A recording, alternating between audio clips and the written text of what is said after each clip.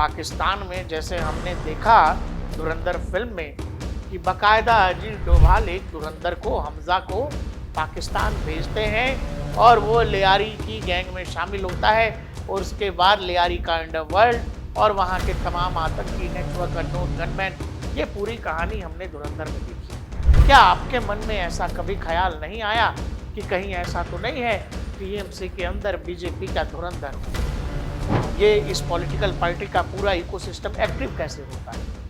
ये जमीन पर लोगों से काम कैसे लेते हैं? आखिर इनका काडर घर में बैठे वोटर को धमकाकर, डराकर कैसे रोक देता है? बीजेपी से पिछले 10-15 सालों में बीजेपी से टीएमसी जाने वाले कुछ बड़े नेताओं की अगर हम बात करें, जिसमें मुकुल रॉय जो किसी जमाने में टीएमसी के ही हुआ करते थे, बाबुल सुप्रियो जिनको मोदी सरकार ने बंगाल से उठाया, म्यूजिशियन हैं, इसके अलावा यशवंत सिन्हा बहुत पुराने बीजेपी के नेता हैं, राजीव बनर्जी बंगाल कैबिनेट में फॉर्मर मिनिस्टर रहे, इन्होंने 2021 में बीजेपी ज्वाइन करने के बाद वापस टीएमसी में वापसी कर ली।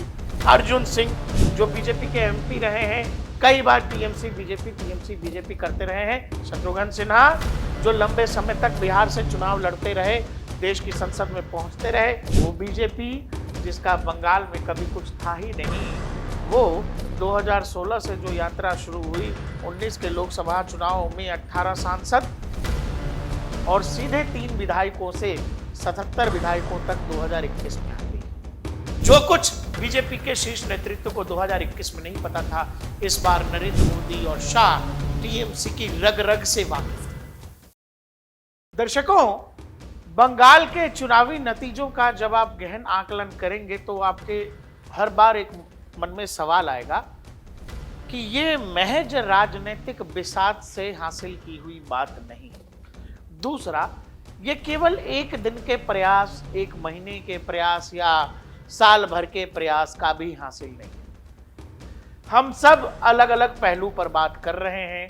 हमने संघ की कहानी बताई, हमने आपको योगी आदित्यनाथ का बंगाल इलेक्शंस में रोल बताया है, हमने बताया है कि अमित शाह की क्या कहानी थी, कैसे प्रधानमंत्री नरेंद्र मोदी जब से दिल्ली आए तब से उन्होंने बंगाल को अपने मुख्य एजेंडे में रखा। इन सब से इतर दर्शकों, क्या आपको इस बात का अंदाजा है वो बीजेपी जो बंगाल में कभी दूर दूर तक नहीं थी, वो 2021 के विधानसभा चुनाव में टीएमसी से महज 10% वोटों के अंतर से पिछड़ जाती है? वो बीजेपी जिसका बंगाल में कभी कुछ था ही नहीं, वो 2016 से जो यात्रा शुरू हुई, 19 के लोकसभा चुनाव में 18 सांसद और सीधे 3 विधायकों से 77 विधायकों तक 2021 में आती है। 2024 के लोकसभा चुनाव में सांसदों की संख्या घट जाती है। ये सब कहानियों के बीच मैं आपसे कह रहा हूं कि आपके मन में बार बार ये आ रहा होगा कि सरकार तो बीजेपी की 2021 में भी बन जाती है, लेकिन बंगाल की राजनीति की वो आवो हवा, वो राजनीतिक मजबूरियां या वो राजनीतिक रास्ते जिनके बारे में शायद बीजेपी को जानकारी ही नहीं। बंगाल में चुनाव लड़ा कैसे जाता है, किन किन पहलुओं के साथ लड़ा जाता है, किन किन ताकतों के साथ, किन किन गुणागणितों के साथ मैदान में उतरना है, शायद 2021 के चुनाव में बीजेपी मिसमैच कर गई। और जब 2026 के ये जो चुनावी नतीजे हम देख रहे हैं, जहां भाजपा के 207 विधायक और अब तो तय हो गया कि शुवेंदु अधिकारी भाजपा के सीएम होंगे, वेस्ट बंगाल के नए सीएम होंगे, तब क्या आपके मन में ऐसा कभी ख्याल नहीं आया कि कहीं ऐसा तो नहीं है टीएमसी के अंदर बीजेपी का धुरंधर हो? पाकिस्तान में जैसे हमने देखा धुरंधर फिल्म में कि बकायदा अजीत डोभाल एक धुरंधर को, हमजा को पाकिस्तान भेजते हैं और वो लियारी की गैंग में शामिल होता है और उसके बाद लियारी का अंडरवर्ल्ड और वहाँ के तमाम आतंकी नेटवर्क, अननोन गनमैन, ये पूरी कहानी हमने धुरंधर में देखी। जब से बंगाल में बीजेपी 200 के पार गई है, तब से एक सवाल मेरे मन में, जो लोग बंगाल की राजनीति को जानते समझते, बंगाल के तौर तरीकों को जानते, जिन्होंने बंगाल को ज्योति बसु के जमाने से लेकर बुद्धदेव भट्टाचार्य और बाद में फिर ममता बनर्जी तक देखा है, उनको पता है कि बंगाल का राजनीतिक चरित्र, कुछ लोगों ने कहा कि ये रक्त चरित्र से इतर सूझ ही नहीं सकता है। यानी जो पॉलिटिकल पार्टी सत्ता में आएगी, ताकतवर होगी, वो खून खराबे के साथ ऐसी दहशत हवाओं में घोल देती है कि जनता के मन में ऐसा दहशत होता है कि अगली बार वो वोटिंग मशीनों यानी ईवीएम तक जाते ही नहीं, और जाते हैं तो उनको पता होता है कि बटन कौन सी दबानी है। बंगाल का चुनावी तंत्र, बंगाल के सरकारी मुलाजिम, बंगाल का पुलिसिया तंत्र, बंगाल की ब्यूरोक्रेसी कैसे एक्ट करती है, बंगाल को जानने देखने वाले लोग, मैंने आपको बताया, बुद्धदेव भट्टाचार्य से पहले ज्योति बसु से शुरू करिए और ममता बनर्जी तक पकड़िए, बंगाल में कुछ बदला नहीं है। जो कुछ वामपंथियों के जमाने में ज्योति बसु और बाद में बुद्धदेव भट्टाचार्य के अंतर्गत उनके काडर ने किया, वही टीएमसी जब सत्ता में आई, ममता बनर्जी के काडर ने भी वही सब कुछ करना शुरू कर दिया जो वामपंथी बंगाल में करते थे। हालांकि ममता बनर्जी की पार्टी और प्रो हो गई, क्योंकि इसमें बांग्लादेशी घुसपैठियों का भी एकदम से इन्फिल्ट्रेशन होता है टीएमसी के अंदर, और एक तरह से जमात की मिजाज वाली पार्टी टीएमसी हो जाती है। अब आइए, जो 2021 का चुनाव बीजेपी जीतते जीतते रह गई, तो क्या बीजेपी ने इसको ऐसे ही छोड़ दिया?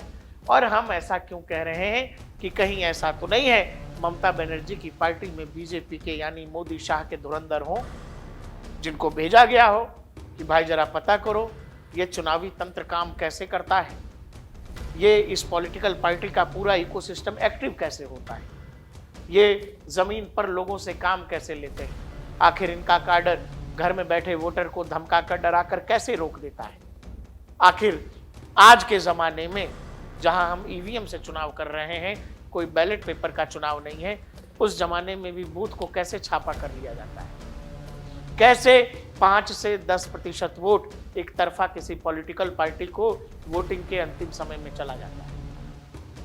आपको यकीन नहीं है तो आपको इलेक्शन कमीशन का ये वाला ट्वीट तो याद होगा, जिसमें इलेक्शन कमीशन कहता है कि हम टीएमसी को 2 टूक कह देना चाहते हैं कि बंगाल में चुनाव हिंसा रहित, क्रोध रहित, इसके अलावा वो कह रहे हैं छापा रहित चुनाव होगा, डर रहित चुनाव होगा।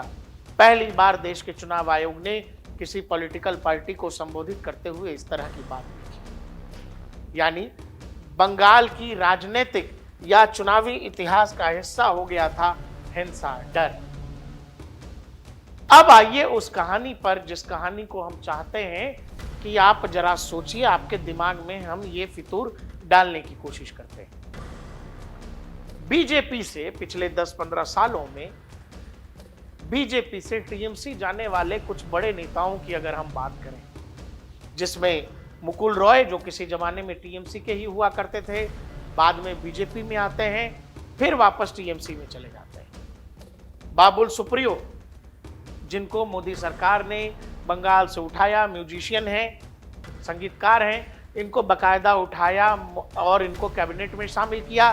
बाद में 2021 के विधानसभा चुनावों से पहले बाबुल सुप्रियो ममता दीदी के पास चले जाते हैं। इसके अलावा यशवंत सिन्हा बहुत पुराने बीजेपी के नेता हैं, वो टीएमसी ज्वाइन करते हैं 2021 में। राजीव बनर्जी बंगाल कैबिनेट में फॉर्मर मिनिस्टर रहे, इन्होंने 2021 में बीजेपी ज्वाइन करने के बाद वापस टीएमसी में वापसी कर ली। अर्जुन सिंह जो बीजेपी के एमपी रहे हैं, कई बार टीएमसी बीजेपी करते रहे हैं, फिलहाल बीजेपी में है। फिर एक और बड़ा नाम शत्रुघ्न सिन्हा जो लंबे समय तक बिहार से चुनाव लड़ते रहे, देश की संसद में पहुंचते रहे, 2019 में पहले कांग्रेस ज्वाइन करते हैं और बाद में टीएमसी पहुंच जाते हैं। फिर आइए बाबुल सुप्रियो, जिनकी ज्वाइनिंग कौन कराते हैं? खुद अभिषेक बनर्जी, भाईपो। बंगला में भाईपो का मतलब होता है भतीजा। क्या आपने कभी यह सोचने समझने की कोशिश की, लियारी के गैंग में हमजा क्यों दाखिल हुआ?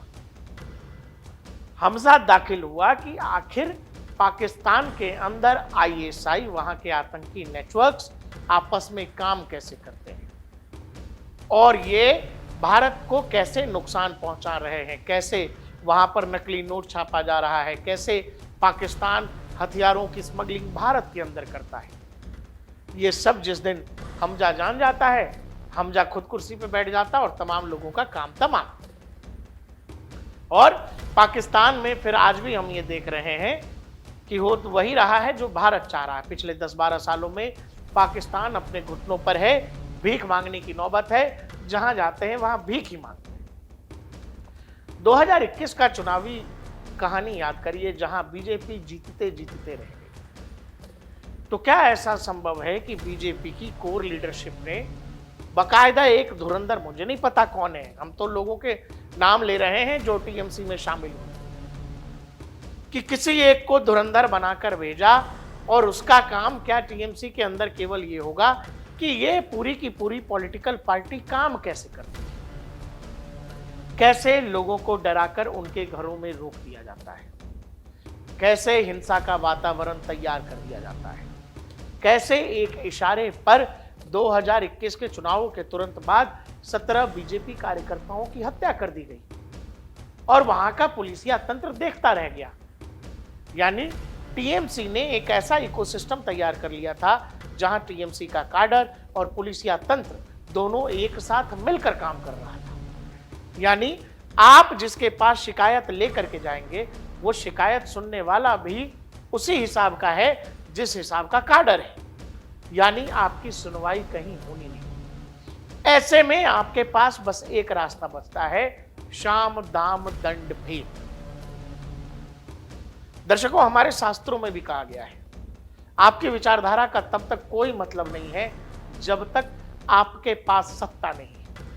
आपके पास अगर सत्ता नहीं होगी तो फिर आप अपनी विचारधारा का क्या करिएगा? अचार बनाइएगा कि चटनी बनाइएगा?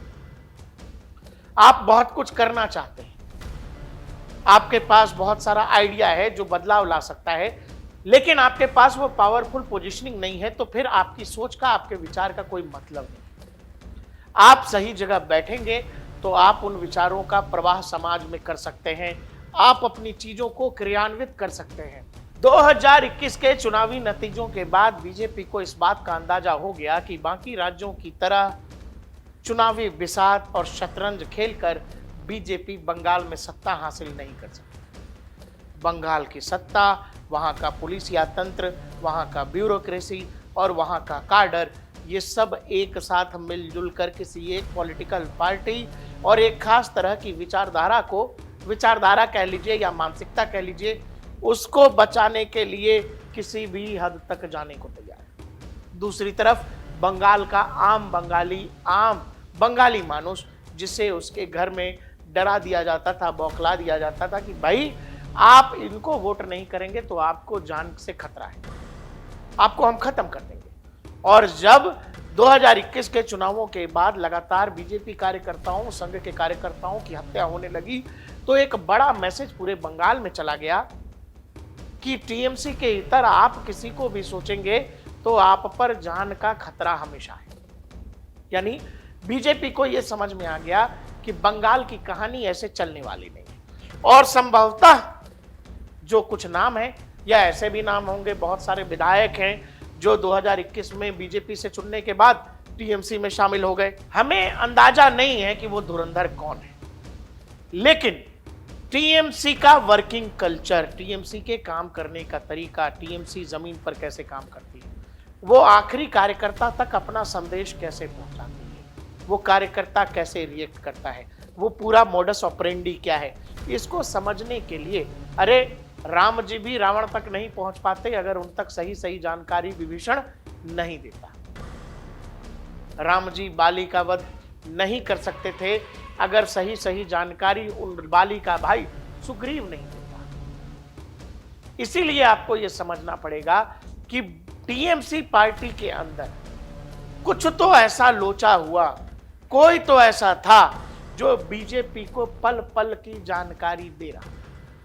और इस बार बीजेपी ने चौतरफा तैयारी कर रखी थी, और यही कारण है कि सेंट्रल इलेक्शन कमीशन ने बाकायदा सेंट्रल फोर्सेस से लेकर के तमाम एजेंसियों को बंगाल में लगा दिया। ये बंगाल में एजेंसियां या सेंट्रल फोर्सेस आम लोगों को डराने के लिए नहीं थी, ये डराने के लिए उन लोगों की थी जो लोग आम लोगों को डराते हैं, जो लोग आम लोगों को डराकर चुनाव के नतीजे तय करना चाहते हैं, वो लोग जो चुनाव के आखिरी पलों को प्रभावित करने के लिए, जो लोग अपने मत का प्रयोग करने मतदान तक आना चाहते हैं, उनको जो लोग प्रयास करते हैं कि वो अपने घर में रहें और हम बूथ छाप दें, ऐसे लोगों को डराने के लिए इस देश ने पूरी अपनी ताकत लगा दी। यानी पूरा का पूरा ब्लूप्रिंट, टीएमसी का तौर तरीका, ये सब कुछ बीजेपी के हाथ लग चुका था। आप कुछ खबरें देखिए, आपको अपने आप समझ में आ जाएगा। Kolkata high court allows preemptive arrest for Bengal election as per law. At least 2,400 detained ahead of second phase of Bengal polls as part of preemptive measures. 2500 से ज्यादा। अगर पहले चरण और दूसरे चरण को मिला लें, बंगाल के अंदर सेंट्रल फोर्सेस ने 5 से 7 हजार असामाजिक तत्व या गुंडे या लफंगे, इनको बीचों रातों रात उठा लिया।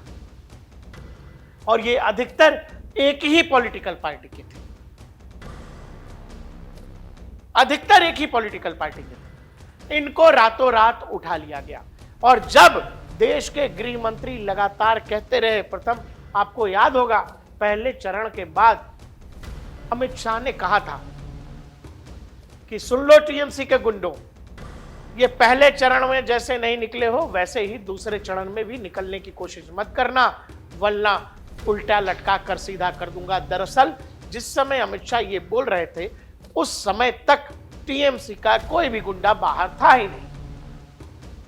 उन सबको ऑलरेडी सेंट्रल फोर्सेस उठा चुकी थी। मेरा कहने का मतलब यह है, जिस राज्य का पुलिसिया तंत्र, ब्यूरोक्रेसी पूरी तरह से मैनेज्ड है, और उस समय अगर टीएमसी के अंदर कोई धुरंधर नहीं होता तो बीजेपी या सेंट्रल आर्म फोर्सेस के पास वो जानकारी कि भाई कौन कौन कलाकार है, कौन कौन कलाकार ज्यादा डिस्टर्ब करते हैं और किनका हर हाल में उठाया जाना जरूरी है, ये जानकारियां मुझे ये लगता है कि टीएमसी के अंदर बैठे ही किसी धुरंधर ने सेंट्रल फोर्सेस को, चुनाव आयोग को दी हो। बंगाल का चुनाव भय मुक्त माहौल में हो, जनता बगैर किसी भय के, बगैर किसी हिंसा के डर के अपना मतदान का प्रयोग कर सके, यही पूरी कहानी थी जो बीजेपी और इलेक्शन कमीशन तय करना चाहता। और बीजेपी के पास संभवतः टीएमसी का जो कुछ बीजेपी के शीर्ष नेतृत्व को 2021 में नहीं पता था, इस बार नरेंद्र मोदी और शाह टीएमसी की रग रग से वाकिफ थे, उनके हर तरह के तरीकों से वाकिफ थे। इवन किसी बात पर या किसी हार या जीत पर टीएमसी का क्या रिएक्शन होगा, इसके लिए भी प्रॉपर तैयारी की गई। और इसीलिए मैंने आपसे कहा कि शायद जो तौर तरीका है बीजेपी के जो मास्टर्स हैं, उनके काम करने का जो तरीका है, संभव है कि उन्होंने बहुत सालों पहले न जाने किसे धुरंधर बनाकर टीएमसी में भेज दिया और अब उस धुरंधर ने टीएमसी का काम लगा दिया है। ममता बनर्जी अगर ढूंढने निकले तो शायद वो आदमी मिलेगा।